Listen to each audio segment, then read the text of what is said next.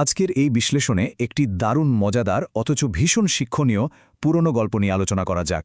গল্পটার নাম হল the wise crow and the windmill, মানে জ্ঞানী কাক আর হাওয়া কল। এটা কিন্তু শুধু একটা সাধারণ রূপকথা নয়, বরং ঝুঁকি বা রিস্ক কিভাবে যাচাই করতে হয় তার একেবারে ক্লাসিক একটা কেস স্টাডি।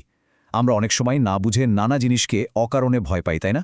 এই গল্পটা ঠিক সেই অহেতুক ভয়ের পিছনে সাইকোলজি বা মনস্তত্ত্বটা বুঝতে সাহায্য করবে। শুরুতেই একটা বেশ অদ্ভুত প্রশ্ন ভেবে দেখা যেতে পারে। একটা সম্পূর্ণ নিরীহ সাদামাটা যন্ত্র কি কখনো একটা আস্ত যুদ্ধের কারণ হতে পারে? শুনতে অবাক লাগলেও এই গল্পের শুরুতেই ঠিক এমন একটা টান টান নাটকীয় পরিস্থিতির তৈরি হয়। স্রেফ একটা সাধারণ হাওয়াকলকে কেন্দ্র করে কিভাবে একটা পুরো দলের মধ্যে তুমুল আতঙ্ক আর উত্তেজনার সৃষ্টি হয়, চলুন সেটাই আজ খতিয়ে দেখা যাক। তো আলোচনার প্রথম পর্ব, দ্য ইনোসেন্ট জায়ান্ট বা নিরীহ দত্ত। চলুন একেবারে সোজা মূল বিষয়ে ঝোঁকা যাক। এখানে দুটো দিকের মধ্যে একটা পরিষ্কার পার্থক্য বা কন্ট্রাস্ট রয়েছে। একদিকে আছে বিশাল একটা হাওয়াকল, জিনিসটা একেবারে নিরীহ, সারাদিন নিজের মনে শুধু ঘুরতেই থাকে। বাতাস ব্যবহার করে ঠিকই, কিন্তু বাতাসের তো কোনো ক্ষতি করে না। আর ঠিক উল্টো দিকে রয়েছে একদল কাক। তারা এই নিরীহ যন্ত্রটাকে দেখে চরম সন্দিহান, রীতিমতো ভয় কাঁপছে আর যা তা গুজবে কান দিচ্ছে। একটা সাদামাটা যন্ত্রের বিপরীতে কিভাবে এই অযৌক্তিক সন্দেহের জন্ম নেয়, এই তুলনাটা একেবারে চোখে আঙুল দিয়ে দেখিয়ে দেয়। এবার আসা যাক আমাদের দ্বিতীয় পর্বে, প্যানিক ইন দ্য ফ্লক বা দলের মধ্যে আতঙ্ক।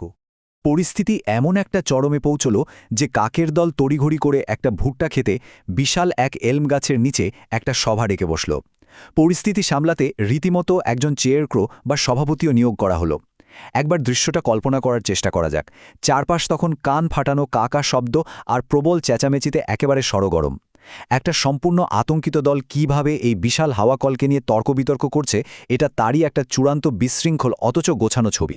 আর এই সভার মূল অভিযোগগুলো আসছিল মূলত তরুণ কাকদের তরফ থেকে। এদের পালক তখনও ঠিকমতো গজায়নি, আর সত্যি বলতে বাস্তবের দুনিয়া নিয়ে এদের অভিজ্ঞতাও একেবারে শূন্য। তাদের একটাই কথা, এই হাওয়াকলের দুলতে থাকা ওই বিশাল হাতগুলো মারাত্মক সন্দেহজনক। এর সাথে আবার একটা জোরদার গুজবও হাওয়ায় ভাসছিল। শোনা যাচ্ছিল কোনো এক নিরীহ কাক নাকি ওই হাওয়াকলটা দেখতে গিয়ে ওর হাতের এক ঝটকায় মারা গেছে। ব্যাস, আর যায় কোথায়? এই সব মিলিয়ে তরুণ কাকদের মধ্যে এমন একটা প্যারানয়া তৈরি হলো যে তারা সরাসরি এই যন্ত্রটাকে গুড়িয়ে দেওয়ার জন্য রীতিমতো যুদ্ধের ডাক দিয়ে বসল। আর ঠিক এখানেই শুরু হচ্ছে তৃতীয় পর্ব, দ্য সোক্রাটিক ক্রো বা যুক্তিবাদী বৃদ্ধ কাক। এই চরম উত্তেজনার মুহূর্তেই গল্পে একটা দুর্দান্ত মোড় আসে। যখন সবাই অন্ধভাবে গুজবে বিশ্বাস করে লাফালাফি করছে, ঠিক তখন এক প্রবীণ বৃদ্ধ কাক সবার এই তুমুল হইচই থামিয়ে দিলেন। তিনি অত্যন্ত শান্ত আর ধীরস্থিরভাবে মাত্র ৩টে প্রশ্ন করলেন। ১. এটা কি আমাদের তাড়া করে? ২. আগের সেই কাকটা ঠিক কিভাবে মারা গিয়েছিল? আর ৩. মারা যাওয়ার কি ওটাই একমাত্র উপায়? এই যে একটা জমাট বাঁধা আতঙ্ক তৈরি হয়েছিল, সেটাকে কিভাবে একেবারে ধাপে ধাপে যৌক্তিক উপায়ে ভেঙে ফেলা যায়, এটা তার একটা মাস্টার ক্লাস। বৃদ্ধ কাকের প্রথম এবং সবচেয়ে গুরুত্বপূর্ণ প্রশ্নটা ছিল, এই হাওয়াকলটি কি কখনো নিজের জায়গা থেকে সরে এসে মাঠের মধ্যে কাকদের তাড়া করেছে তাদের মেরে ফেলার জন্য? এই একটা মাত্র প্রশ্ন পুরো সভাকে এক প্রকার বাধ্য করল এটা স্বীকার করতে যে না, এই বিশাল দৈত্যটা কখনো নিজে থেকে আক্রমণ করতে বা যুদ্ধ করতে আসেনি। বিষয়টা আরেকটু গভীরে নিয়ে যাওয়ার জন্য প্রবীণ কাক এরপর তার দ্বিতীয় প্রশ্নটা ছুড়ে দিলেন, তাহলে পুরনো সেই কাকটি আসলে কিভাবে মারা গিয়েছিল? এই প্রশ্নটার লক্ষ্য ছিল একদম সরাসরি সেই ঐতিহাসিক দুর্ঘটনার মূল কারণ বা রুট কজটা খুঁজে বের করা। আর উত্তরটা এলো একেবারে জলের মতো পরিষ্কার, হাওয়াকলের খুব বেশি কাছাকাছি চলে যাওয়ার কারণে।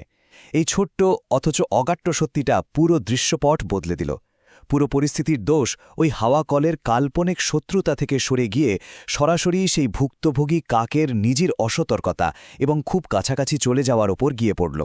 এখানকার সবচেয়ে মজার ব্যাপারটা হলো কিভাবে জাদুর মতো মুহূর্তের মধ্যে সবার সব উত্তেজনা গায়েব হয়ে গেল। সবাই, এমনকি সেই কাকদের সভাপতিও মাথা নেড়ে একমত হলো যে হ্যাঁ, খুব কাছাকাছি গেলেই একমাত্র বিপদ হতে পারে। তাই তারা খুব সহজ এবং দারুণ একটা সিদ্ধান্ত নিল, আমরা শুধু হাওয়াকল থেকে একটু দূরে থাকব, ব্যাস। একটু আগের সেই যুদ্ধের ডাক কোথায় যেন মিলিয়ে গেল, আর সবার শেষে সবাই স্বস্তির নিঃশ্বাস ফেলে খুশি মনের সম্মতি জানাল। এবার আমরা চলে আসছি একেবারে শেষ পর্বে, পর্ব ৪, দ্য টাইমলেস টেকওয়ে বা চিরন্তন শিক্ষা। এই গল্পটা আমাদের একটা চমৎকার এবং অত্যন্ত জরুরি শিক্ষা দেয়, যাকে বলা যায় হার্মলেস ডেঞ্জার বা নিরীহ বিপদ। এর মানে হলো পৃথিবীতে এমন অনেক জিনিস আছে যা নিজেদের জায়গায় অত্যন্ত নিরীহ এবং আমাদের জন্য বেশ উপকারী, কিন্তু আমরা যদি সেগুলোর খুব বেশি কাছাকাছি চলে যাই তখন সেগুলোই কিন্তু আমাদের মারাত্মক ক্ষতি করতে পারে।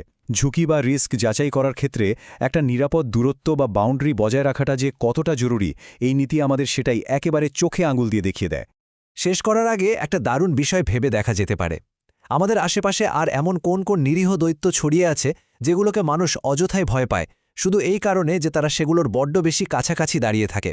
আমাদের নিজেদের জীবনের কাল্পনিক ভয়গুলোকেও যদি একবার এই বৃদ্ধ কাকের মতো যৌক্তিক উপায়ে বিচার করে দেখা যায়, তাহলে হয়তো অনেক জটিল সমস্যারই খুব সহজ সমাধান মিলে যাবে। আজকের এই বিশ্লেষণটি এখানেই শেষ করছি। আশা করা যায় এই পুরনো গল্পটা আমাদের সবার চিন্তাভাবনায় একটা নতুন দৃষ্টিভঙ্গি এনে দিতে পেরেছে।